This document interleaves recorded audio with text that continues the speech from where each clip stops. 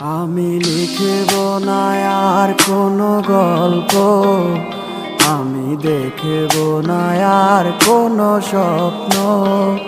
তুমি যাবে চলে হেঁটে হেঁটে বহুদূর, যেথা থাকবে না আমারও গলার সুর। কেউ বলবে না ভালোবাসি তোমাকে, কেউ করবে না আর কোনো জ্বালাতন।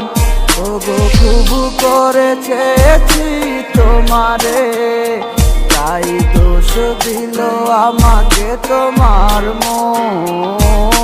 ভালোবাসা মিথ্যে আবেগটা শূন্য, নাটকের কি প্রয়োজন?